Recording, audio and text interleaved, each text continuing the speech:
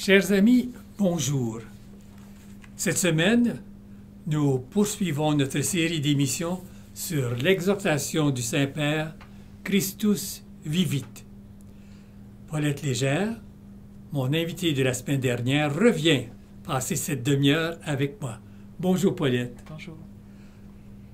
Paulette, débute comme la semaine dernière avec ce beau chant à l'Esprit Saint.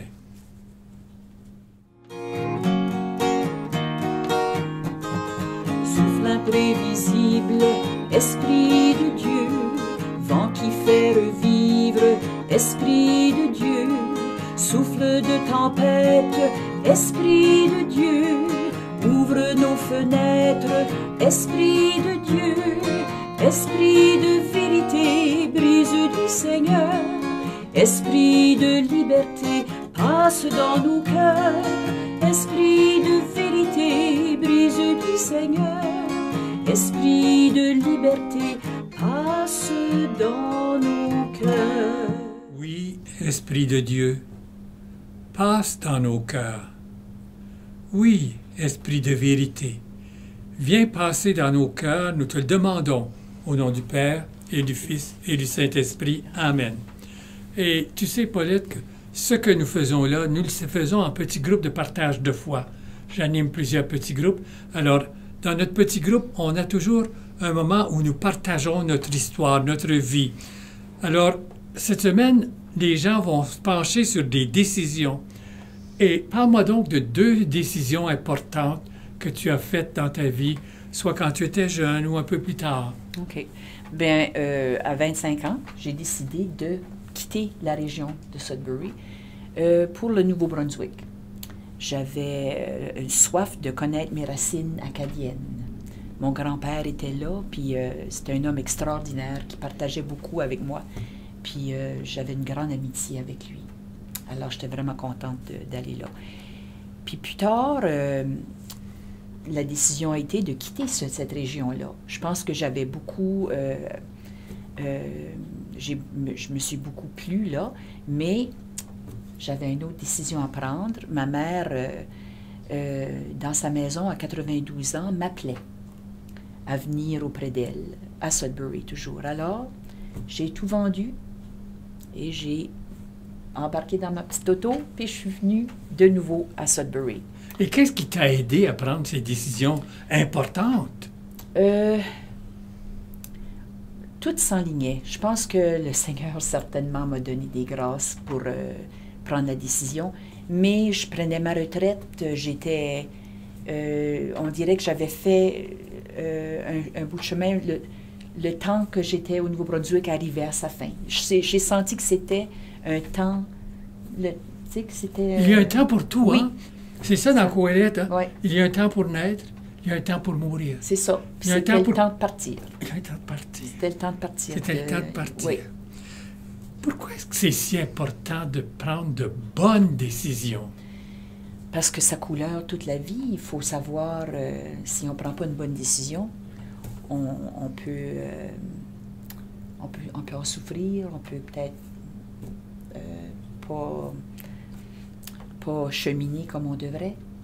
Alors, c'est ça que nous allons travailler dans notre thème sur le chapitre 9 avec le pape. Prendre de bonnes décisions, faire le bon discernement. Et dans la parole de Dieu que nous utilisons, voyons ce que Jésus propose. Alors, dans ce texte de Matthieu au chapitre 13, tu veux nous le lire, s'il vous plaît? Oui. Le royaume des cieux est comparable à un trésor caché dans un champ. L'homme qui l'a découvert le cache de nouveau. Dans sa joie, il va vendre tout ce qu'il possède et achète ce champ. Ou encore, le royaume des cieux est comparable à un négociant qui recherche des perles fines. Ayant trouvé une perle de grande valeur, il va vendre tout ce qu'il possède et il achète la perle. Acclamons la parole de Dieu. Louange à toi, Seigneur Jésus. Est-ce qu'il y a une phrase ou des phrases qui t'ont frappé dans ce texte, Paulette? Oui. En fait, ces deux messieurs ont vendu tout ce qu'ils possédaient pour miser sur un trésor ou qu'ils savaient de grande valeur. C'est comme ils ont misé sur le gros lot.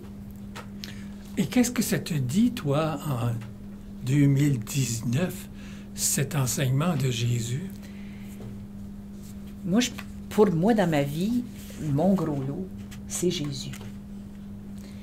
Et puis, viser sur lui, je pense que j'ai tout à gagner. Puis, je pense pas de me tromper. Et c'est incroyable, hein? Jésus est passé par ton grand-papa pour te rappeler à tes racines. Oui. Et là, il passe par ta maman, qui a 92 ans, pour venir auprès d'elle. Alors, Jésus se sert des personnes pour nous guider, pour nous éclairer, pour nous appeler. Et moi, ce qui me frappe là-dedans, c'est que Jésus parle du royaume des cieux. Il semble dire que le royaume, c'est le gros lot. Oui. C'est ce qui est le plus important. Oui, c'est vrai. Le royaume, pour Jésus, c'est le trésor dans le champ, c'est la perle fine. Et pour moi, comme tu disais tantôt, ton gros lot, c'est vraiment Jésus. C'est de suivre Jésus. Hein? C'est ça qui est notre gros lot. Nous sommes appelés à suivre Jésus. Et dans notre chapitre 9, sur le discernement, nous allons voir ce que le pape nous dit.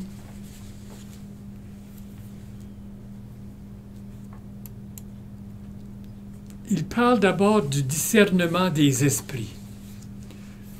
Sans la sagesse du discernement, nous pouvons devenir facilement des marionnettes. À la merci des tendances du moment, on devient comme des girouettes.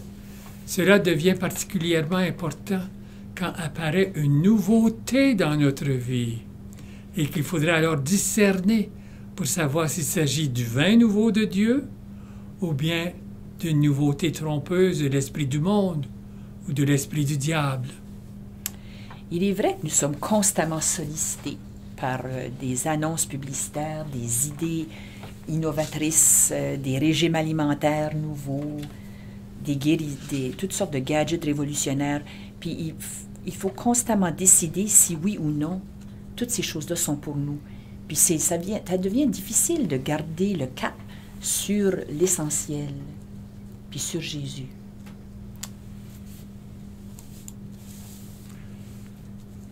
Et le pape continue en parlant du discernement des esprits. Ce discernement permet d'entrevoir le mystère du projet unique et inimitable que Dieu a pour chacun de nous. Ce qui est en jeu, c'est le sens de ma vie devant le Père, qui me connaît et qui m'aime, le vrai sens de mon existence que personne ne connaît mieux que lui. Relis donc ce texte pour moi, s'il vous plaît. Sur le l'écran. Oui.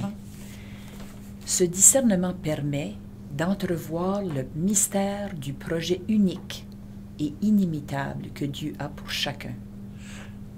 Hein? Dieu a un projet unique. Pour chacun de nous. Ton projet n'est pas... Non. Puis je pourrais pas faire la moitié de ce que toi tu fais. Puis moi, je pourrais pas faire la moitié de ce que tu fais. C'est ça, hein? Alors, il faut discerner.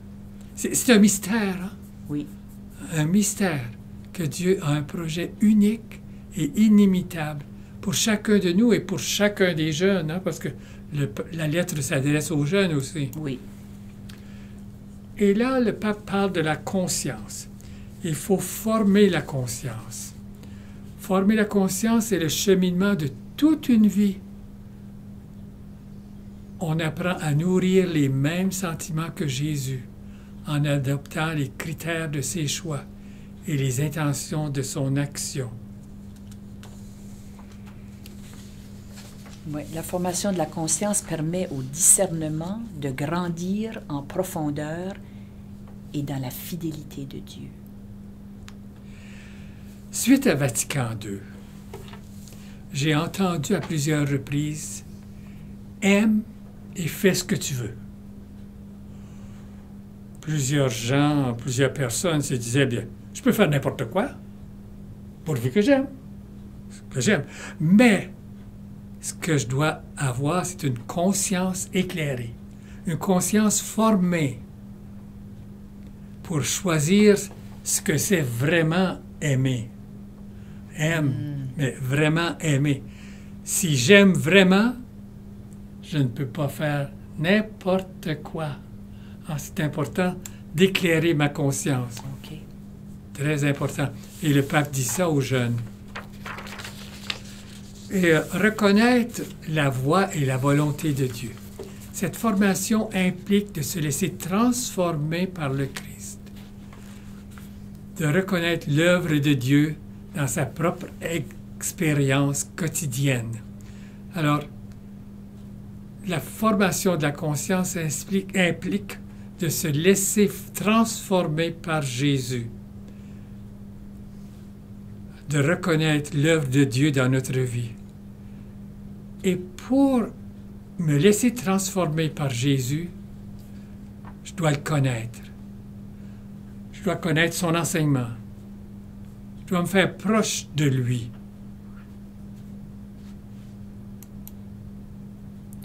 Et la partie suivante traite comment discerner ta propre vocation.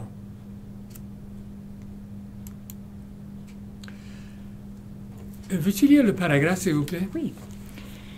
C'est une tâche qui requiert des espaces de solitude et de silence, parce qu'il s'agit d'une décision très personnelle, et recomposer l'ensemble de l'existence personnelle à la lumière de Dieu.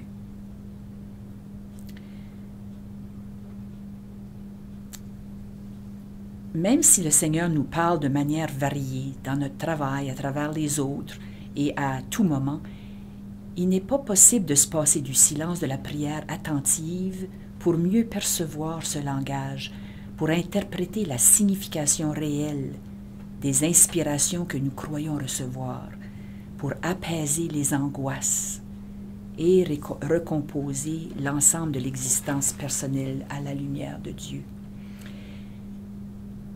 Puis silence ne veut pas dire non plus isolement. Mais je pense que c'est dans la prochaine... Dans la prochaine diapositive. Je pense... Non. Alors je vais en parler. C'est que le silence ne veut pas dire isolement. Le discernement priant doit trouver son origine dans la disponibilité à écouter le Seigneur, les autres, la réalité même qui nous interpelle toujours de manière nouvelle.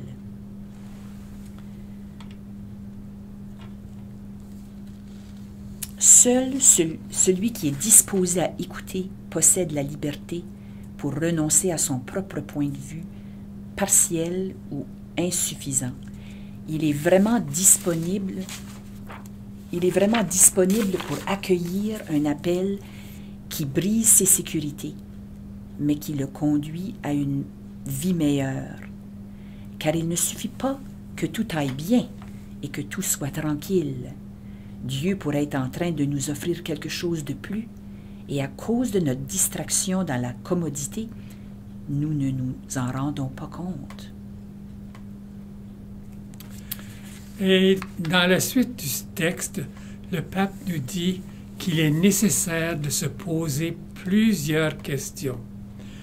Il ne faut pas commencer par se demander où l'on pourrait gagner le plus d'argent, ou bien où l'on pourrait obtenir le plus de notoriété et de prestige, ni commencer par se demander quelle tâche donnerait plus de plaisir à quelqu'un. Non, il nous invite à nous poser de nombreuses questions, et nous allons lire de ces questions. Lis donc la première question que le pape nous donne. Est-ce que je me connais moi-même, au-delà des apparences et de mes sensations? Alors ça, c'est la première question à se poser quand on fait un discernement. Est-ce que je me connais moi-même, au-delà des apparences, de mes sensations? Et la deuxième. Est-ce que je sais ce qui rend mon cœur heureux ou triste? Tellement important, ça. de savoir Découvrir ce ce qu'on- qui me rend heureux ou triste. C'est se connaître, Oui, ce qui nous interpelle. oui. L'autre question? Quelles sont mes forces et mes faiblesses? Mes capacités. Puis les choses sur lesquelles je dois travailler. Oui. Comment puis-je servir au mieux et être plus utile au monde et à l'Église? Oh, Ça, c'est une grosse question. ça.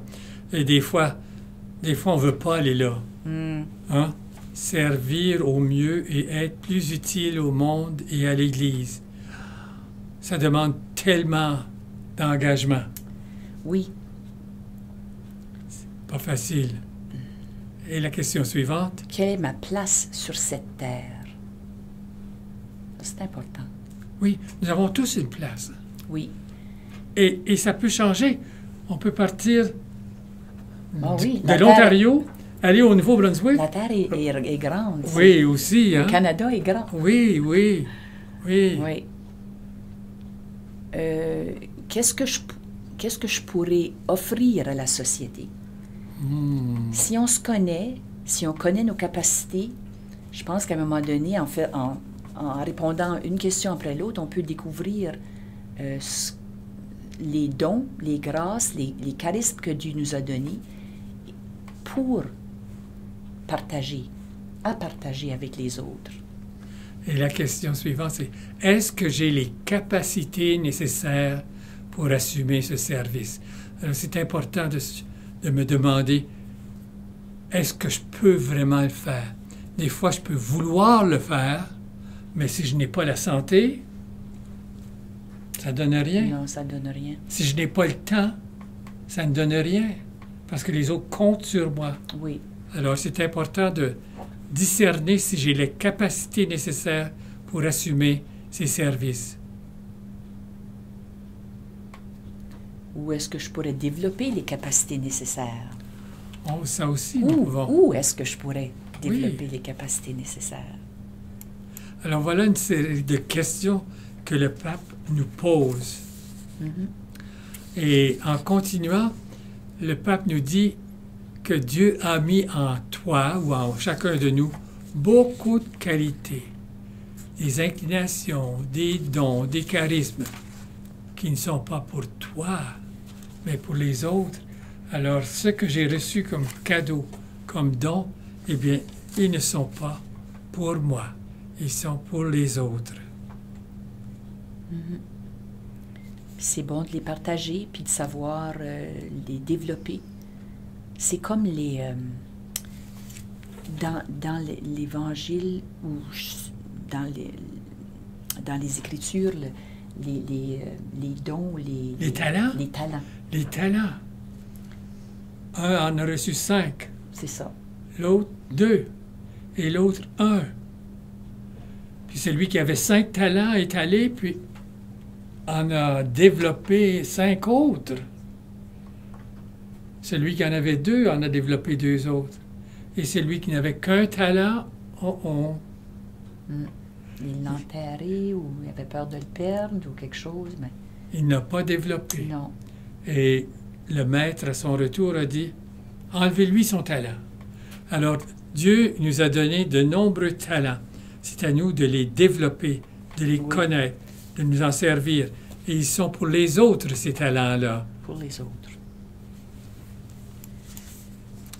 Et dans la prochaine section, le pape nous parle de l'appel d'un ami. Et la vocation est l'appel d'un ami qui s'appelle Jésus. À quel signe est-ce que je peux dire que Jésus est mon ami? Eh bien, si quelqu'un est mon ami, qu'est-ce que je fais avec cet ami-là? À quel signe est-ce que... Tu veux lui donner tout ce que tu peux pour le rendre heureux. Tu veux être avec lui beaucoup. Oh, c'est important, Tu c'est veux le temps. partager des choses avec lui, le Partager le temps, partager les choses, Oui. partager des joies, des peines. Hein? Avec un ami, c'est un signe qu'il est vraiment notre ami. Oui. Et si je suis vraiment l'ami de Dieu, je vais écouter sa parole. Pour le Pour connaître. apprendre à le connaître. Pour le connaître de plus en plus. Pour savoir ce qu'il s'attend de moi. Hein, la parole. Et je communique avec lui. Avec Jésus, je peux communiquer avec lui. Si je dis que je suis un ami de Jésus, je communique avec lui comme je communique avec mon meilleur ami. Et je lui offre ce que j'ai de meilleur. Hein?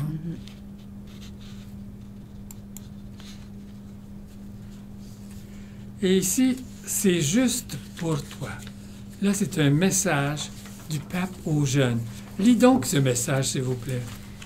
Lorsque le Seigneur pense à chacun, dans ce qu'il souhaiterait lui offrir, ce sera sûrement quelque chose qui te réjouira au plus profond de toi et qui t'enthousiasmera plus que toute chose au monde, parce qu'il sera juste à ta mesure, à la mesure de ta vie entière.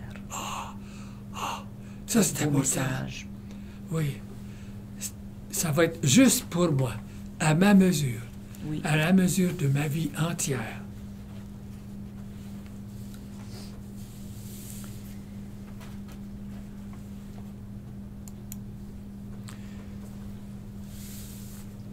Avant toute la loi et tout devoir, ce que Jésus nous propose pour choisir est le fait de suivre. Tout le reste vient après. Une expérience inestimable de cette amitié qui jamais ne se brise. C'est pour dire un peu qu'il faut être avec lui, qu'il faut le suivre comme on suit des amis, apprendre à le connaître, puis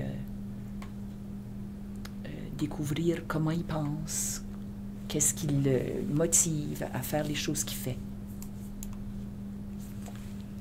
Et dans cette section, le pape nous parle de l'écoute et de l'accompagnement.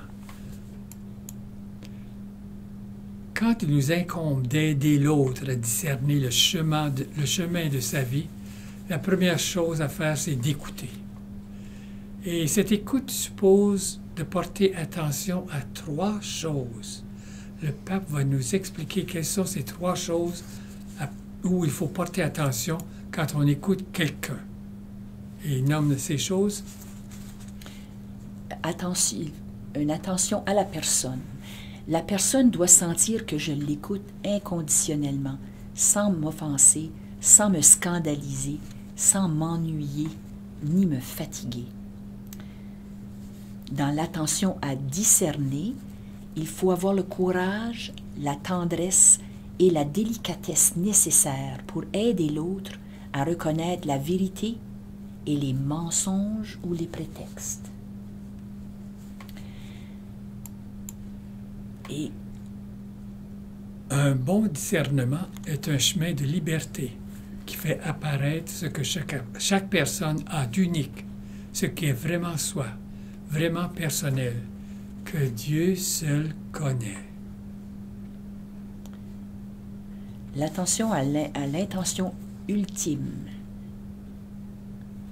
C'est l'intention est celle qui décide de la vie, parce qu'il existe quelqu'un comme Jésus qui entend et évalue cette intention ultime du cœur. Jésus est toujours disposé à aider chacun pour qu'il reconnaisse son intention ultime. Et pour cela, il suffit que quelqu'un lui dise « Seigneur, sauve-moi, aie pitié de moi. » Et pour conclure, le pape a un désir.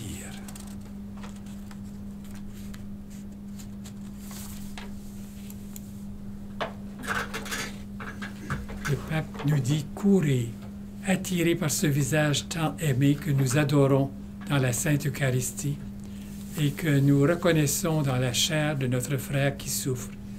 Que l'Esprit Saint vous pousse dans cette course en avant. » Il dit aussi pour la jeunesse que Marie renouvelle la jeunesse avec la force de sa prière et qu'elle t'accompagne toujours avec sa présence de mère. Alors c'est vraiment son souhait. Hein? Oui. Son souhait. Répète donc ce souhait. Que Marie renouvelle la jeunesse avec la force de sa prière et qu'elle t'accompagne toujours avec sa présence de mère. Et qu'est-ce que tu retiens de ce chapitre? Ben, je reconnais l'importance, moi, des moments de silence et de prière attentive pour mieux écouter le Seigneur, pour apaiser les angoisses et pour mieux discerner le vrai sens de ma vie devant le Père et devant les autres. Je reconnais l'importance de me laisser transformer par Jésus et reconnaître l'œuvre de Dieu dans ma vie. Répondre à l'appel de l'ami Jésus, cette amitié inconditionnelle et pure, rechercher ce quelque chose qui me stimulera à grandir pour le bienfait des autres. Et tu as un message? Parce que bientôt la fin, tu sais. Tu as un message? Un message? Pour moi-même, c'est prenons cette lettre du pape François à cœur, laissons-la guider nos pas vers une amitié durable et quotidienne avec Jésus. Et, chers amis, mon souhait, c'est que le plus de gens possible lisent cette belle lettre du pape. Alors, encourageons-les à lire. Et je te remercie beaucoup d'avoir passé cette autre demi-heure avec moi. Ça m'a fait plaisir. Mais il faut terminer encore par ce beau chant. Merci beaucoup. Au revoir, chers amis. À une prochaine. Souffle imprévisible, esprit de Dieu, vent qui fait revivre, esprit de Dieu, souffle de tempête, esprit de Dieu, ouvre nos fenêtres, esprit de Dieu.